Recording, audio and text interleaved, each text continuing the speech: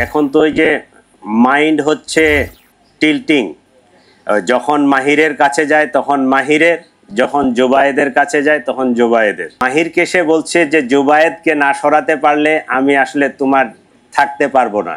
মোটামুটি মিন্নির ঘটনার সাথে মোটামুটি সিমিলার। মানে বর্ষার সঙ্গে কি জুবায়েদ জোর করে সম্পর্ক রাখার চেষ্টা করছিল কিনা এই বিষয়টা একটু ক্লিয়ার করবেন। এবং আপনি বলছেন যে আইলান এবং মাহির আগে থেকেই পূর্ব থেকেই সেখানে অবস্থান করছিল এবং পরবর্তীতে তাদের কথা কাটাকাটি হয়, এই পুরো বিষয়টা আরেকবার একটু ক্লিয়ার করবেন।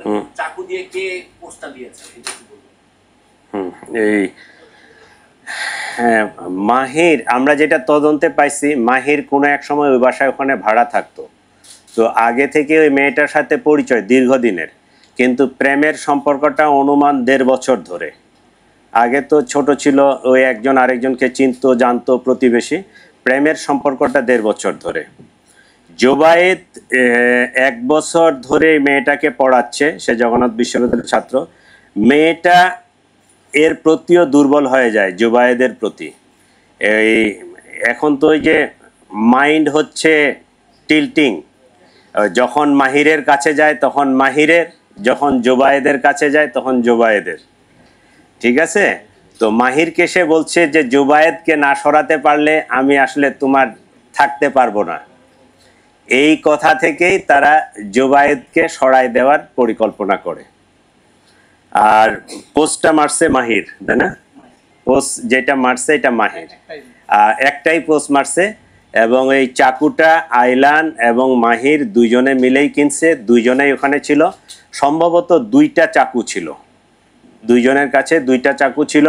পরিকল্পনা ছিল যে আইলান মাহিরের যে বন্ধু, সে পিছন থেকে পোস্ট মারবে, কিন্তু সে পোস্ট মারে নাই।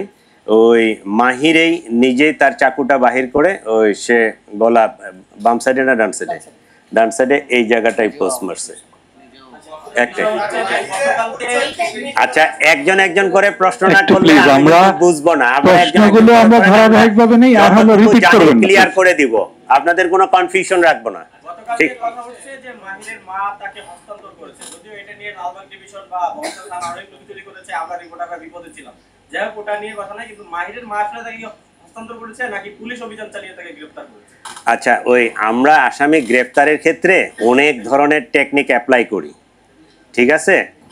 ওই এখানে চিটাগাংয়ের ওইদিকে কারো বাড়ি আছে? চিটাগাং কেউ আছেন আপনারা? এই রাউজান হাটহাজারি সার্কেলের আমি একসময় এএসপি ছিলাম, ঠিক আছে, সার্কেল এএসপি। তো ওইদিকে ওই যে স্কুলের বাচ্চা টাচ্চা খুব অপহরণ হইতো, অপহরণ হয়ে যায়, নিয়ে যায় জঙ্গলের মধ্যে রাখে, আর টেলিফোনে চাঁদা চায়। তা আমরা করতাম কি, ওই যে টেলিফোনে চাঁদা চাচ্ছে ওকে আইডেন্টিফাই করে ওর বাড়ির ওর বাবা মা অথবা ভাই বোনকে তুলে নিয়ে আসতাম, নিয়ে আসে ওর সাথে নেগোসিয়েশন হইতো যে তুমি ভিকটিমটা ছাড়ো, তারপরে আমরা এটা ছাড়বো। তা আমরা অনেক সময় অনেক টেকনিক অ্যাপ্লাই করি। এইটাও একটা আমাদের টেকনিক ছিল। তার ফ্যামিলির উপর ওই রকম চাপ ছিল যে ওরে আসে যদি আপনারা না দেন, আমাদের কাছে হস্তান্তর না করেন, তাহলে আমরা কিন্তু আপনাদের ফ্যামিলি মেম্বারদেরকে অ্যারেস্ট করব। এইটা আমাদের একটা পার্ট, টেকনিকের পার্ট। ওরা যে এমনি স্বেচ্ছায় আসে ওই হস্তান্তর করছে, বিষয়টা এরকম না। এটা একটা পুলিশি টেকনিকের একটা অংশ।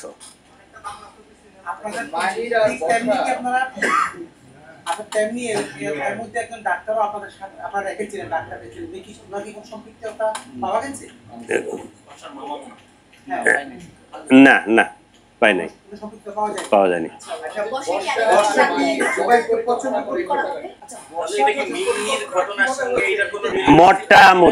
মোটামুটি মিন্নির ঘটনার সাথে মোটামুটি সিমিলার।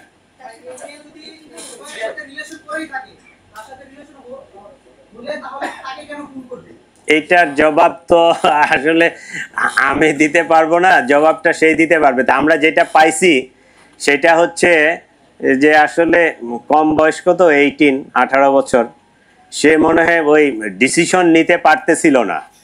সে যখন মাহিরের কাছে যায়, মাহিরের সাথে তার দীর্ঘদিনের পরিচয়, দীর্ঘদিনের প্রেম, ঠিক আছে? সে মাহিরের কাছে যখন গেছে, মাহিরকে সে বলছে যে জুবায়েরকে না সরালে আমি আসলে তার কাছ থেকে সরে আসতে পারবো না।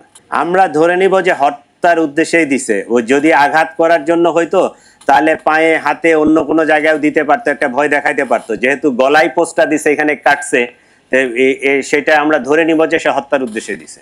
এইটা রাজনৈতিক কোনো বিষয় এখানে নাই, এইটা ত্রিভুজ প্রেমের কাহিনী, কমপ্লিটলি ত্রিভুজ প্রেমের কাহিনী। এটাকে রাজনৈতিক কালার দেওয়ার কোনো সুযোগ নাই, বা আমরা ওইদিকে তেমন কিছু পাইও নাই, ঠিক আছে।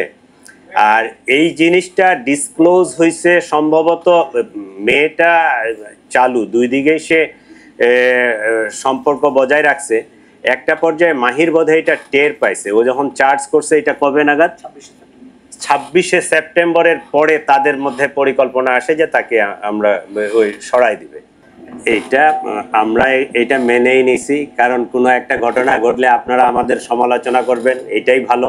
কারণ সমালোচনা করলে আমরাও সতর্ক হব, আমরা আরেকটু অ্যাক্টিভলি কাজ করতে পারবো, আইন শৃঙ্খলা পরিস্থিতি ভালো রাখতে পারবো, এটা পজিটিভ, ঠিক আছে। কিন্তু ঢাকা শহর 2-2.5 কোটি মানুষ বসবাস করে, এখানে যে রিক্সা শ্রমিক থেকে শুরু করে ওই বিলিয়নার মিলিয়নার লোকজনও বসবাস করে, varieties of people, varieties mentality. Crime যে 2-4টা হবে না এইটা নিশ্চিত বলা যাবে না। পৃথিবীর সব বড় বড় শহর, নিউ ইয়র্ক বলেন বা অন্যান্য শহরগুলো দেখেন, ওদের ক্রাইম স্ট্যাটিস্টিক্স দেখেন আমাদের চেয়ে বেশি। আমরা সেই তুলনায় আমরা মনে করব যে আপনাদের সহযোগিতায়, আমাদের সহযোগিতায়, সকলেই মিলে আমরা ঢাকা শহর অনেকটা নিরাপদ।